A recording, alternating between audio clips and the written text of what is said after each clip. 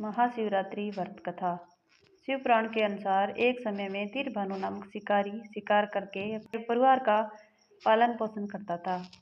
उस पर साहूकार का कर्ज था। समय से कर्ज चुकता न करने के कारण साहूकार ने उसे बंदी बना लिया। उस दिन शिवरात्रि थी। दिन भर वह भूखे प्यासे रहते हुए भगवान शिव का स्मरण किया और दिन गुजर गया। शाम को साहूकार ने उसे कर्ज चुकाने के लिए अगले दिन का समय दिया और तीरभानु को छोड़ दिया। तब तीरभानु भूख प्यास से व्याकुल होकर जंगल में शिकार खोजने लगा। देखते देखते शाम और फिर रात हो गई। तब वह एक तालाब के पास बेल के पेड़ पर चढ़ गया और रात बीतने की प्रतीक्षा करने लगा।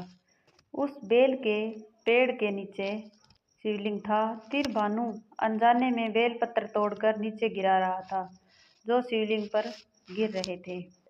इस प्रकार संयोगवश वह दिन भर भूखा प्यासा रहा, जिससे उसका व्रत हो गया और शिवलिंग पर बेल पत्थर गिरने से उसकी शिव आराधना भी हो गई। रात बीतने पर एक गर्भिणी हिरनी तालाब किनारे पानी पीने आई। तब वह धनुष बाण से उसका शिकार करने के लिए तैयार हो गया। वह हिरनी ने तीरभानु को देखा। उसने शिकारी से कहा कि वह गर्भवती है, जल्द ही प्रसव करेगी। उसने शिकारी से कहा कि तुम एक साथ 2 जीवों की हत्या करोगे, जो ठीक नहीं है। हिरनी ने शिकारी को वचन दिया कि वह बच्चे को जन्म देकर आएगी, तब शिकार कर लेना। इस पर शिकारी ने उसे जाने दिया। इस दौरान प्रत्यंचा चढ़ाने तथा ढीली करने से बेलपत्र शिवलिंग पर गिरे। इससे प्रथम प्रहर की शिव पूजा हो गई। कुछ समय बाद एक और हिरनी वहां आ रही थी।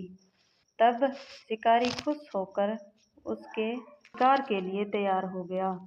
तब हिरनी ने उससे निवेदन किया कि हे शिकारी, मैं थोड़ी देर पहले ऋतु से निवृत्त हुई हूँ।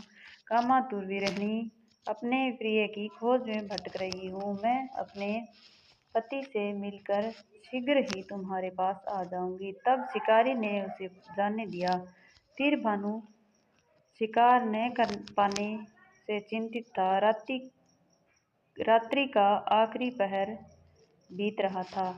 इस बार भी कुछ बेलपत्र टूटकर शिवलिंग पर गिरे, जिससे दूसरे प्रहर की पूजा भी हो गई।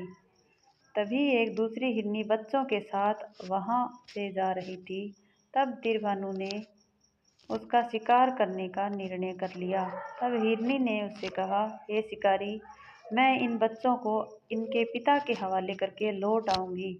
इस समय मुझे मत मारो। इस पर शिकारी ने कहा कि वह मूर्ख नहीं है। इससे पहले अपने 2 शिकार छोड़ चुका है। उसका परिवार भूख प्यास से तड़प रहा होगा। तब हिरनी ने कहा, मेरा विश्वास करो, मैं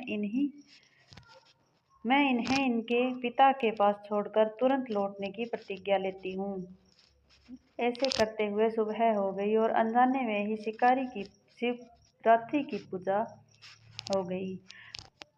उपवास और रात्रि जागरण भी हो गया। इसी बीच एक हिरण वहां से जा रहा था। तब शिकारी ने इसका शिकार करने का निश्चय कर लिया। तीरभानु को प्रत्यंचा चढ़ाए देखकर उस हिरण ने निवेदन किया कि यदि तुमने मेरे से पहले 3 हिरनी और उनके बच्चों का शिकार कर लिया हो तो उसे भी मार दो, ताकि उनके वियोग में दुखी न होना पड़े। अगर उनको जीवनदान दिया है तो कुछ समय के लिए उसे भी जीवनदान दे दो। उनसे मिलकर वह दोबारा यहाँ आ जाएगा। हिरण की बातें सुनकर शिकारी के मन में रात का पूरा घटनाक्रम सामने आ गया। उसने सारा घटनाक्रम हिरण को बताया। तब हिरण ने कहा कि वे तीनों हिरनी उसकी पत्नियां हैं। उस प्रकार के तीनों प्रतिज्ञाबद्ध हो गई हैं। उसकी मृत्यु से वह धर्म का पालन नहीं कर पाएंगी। जिस प्रकार तुमने उन पर विश्वास करके उन्हें छोड़ दिया, वैसे ही उसे भी जाने दो। वह अपने परिवार के साथ जल्द ही यहाँ उपस्थित हो जाएगा। तीरभानु ने उसे भी जाने दिया। शिवरात्रि व्रत और पूजा होने से उसका मन निर्मल हो गया। उसके अंदर भक्ति की भावना जागृत हो गई। कुछ समय बाद वह हिरण अपने दिए वचन के कारण अपने परिवार के साथ शिकारी के सामने उपस्थित हो गया।